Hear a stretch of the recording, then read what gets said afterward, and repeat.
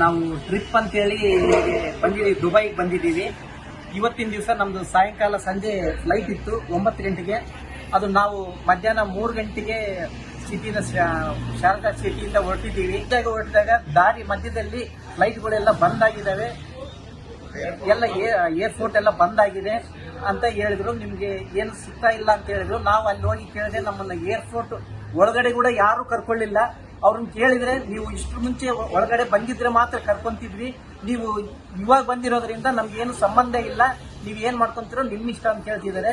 ನಾವು ಹೊರಗಡೆ ಬಂದು ಕೇಳಿದ್ರೆ ಎಲ್ಲವೂ ಒಂದು ದಿವಸಕ್ಕೆ 15ರಿಂದ 20 ಸಾವಿರ ದುಡ್ಡು ಕೇಳ್ತಾ ಇದ್ದಾರೆ ಲಾಡ್ಜ್ಗೆ. ಆದ್ರೂ ದುಡ್ಡು ಕೂಡ ನಾವು ಎಲ್ಲ ಟ್ರಿಪ್ ಮಾಡಿರೋದ್ರಿಂದ ಇವತ್ತು ಕೊನೆ ದಿವಸ ಆಗಿರೋದ್ರಿಂದ ನಮ್ಮ ಹತ್ರ ಯಾರ ಹತ್ರನೂ ಕೂಡ ದುಡ್ಡು ಕೂಡ ಇಲ್ಲ. ದಯವಿಟ್ಟು ಇದಕ್ಕೆ ಏನಾದರೂ ಒಂದು ವ್ಯವಸ್ಥೆ ನಾರಾ ಭರತ್ ರೆಡ್ಡಿ ಅಣ್ಣವರು ಮತ್ತು ನಾರಾ ಭರತ್ ರೆಡ್ಡಿ ಸರ್ ಅವರು ಮತ್ತು ನಾಗೇಂದ್ರ ಅಣ್ಣನವರು ಸೇರ್ಕೊಂಡು ಇದಕ್ಕೆ ನಮ್ಗೆಲ್ಲ ಮತ್ತು ತುಕಾರಾಮ್ ಸರ್ ಅವರು ಸೇರ್ಕೊಂಡು ಇದಕ್ಕೆಲ್ಲ ಒಂದು ವ್ಯವಸ್ಥೆ ಮಾಡ್ಬೇಕಂತೇಳಿ ತಮ್ಮಲ್ಲಿ ಸವಿನಯ ಪ್ರಾರ್ಥನೆ ಮಾಡ್ಕೊಳ್ತಾ ಇದ್ದೀವಿ. ಇಷ್ಟು ಜನ 50 ಜನ ಬಂದಿದ್ದೀವಿ ನಾವು.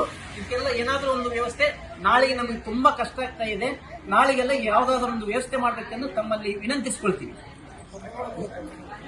ನಾಗೇಂದ್ರ ಸಾಹೇಬರಿಗೆ ನಮಸ್ಕಾರ ಮತ್ತು ನಾರಾ ಭರತ್ ರೆಡ್ಡಿಗೆ ನಮಸ್ಕಾರಗಳು. ಈಗ ನಮ್ಮ ಅವ್ಯವಸ್ಥೆ ಬಗ್ಗೆ ಈಗಾಗಲೇ ನಮ್ಮ ಬ್ರದರ್ ಕೋಟ್ರೆಡ್ಡಿ ಎಲ್ಲ ಎಕ್ಸ್ಪ್ಲೈನ್ ಮಾಡಿದ್ದಾರೆ. ಈಗ ನಾವು ಇನ್ನೊಂದು ಅದಕ್ಕೆ ಆ್ಯಡ್ ಮಾಡೋದು ಏನಪ್ಪಾ ಅಂದ್ರೆ, ಇದರಲ್ಲಿ ತುಂಬಾ ಜನ ವಯಸ್ಸಾದವರು ಬಂದಿದ್ದಾರೆ. ನಾವೆಲ್ಲ 70 ಎಬೋವ್ 80 ಎಬೋವ್ನವರು 4-5 ಜನ ಇದ್ದಾರೆ. ತುಂಬಾ ಕಷ್ಟ ಆಗಿದೆ. ಆಮೇಲೆ ಎಲ್ಲರ ಹತ್ರ ದುಡ್ಡೆಲ್ಲ ಖಾಲಿ ಆಗಿದೆ. ಹಾಗಾಗಿ ನಮಗೆ ರೂಮ್ಗಳು ಸಿಗ್ತಾ ಇಲ್ಲ. ಈಗ ಏನೋ ವ್ಯವಸ್ಥೆ ಮಾಡಿ ಈಗ ನಾವು ಪ್ಲಾಟ್ಫಾರ್ಮ್ನಲ್ಲೆಲ್ಲ ನಿಂತ್ಬಿಟ್ಟಿದ್ದೀವಿ.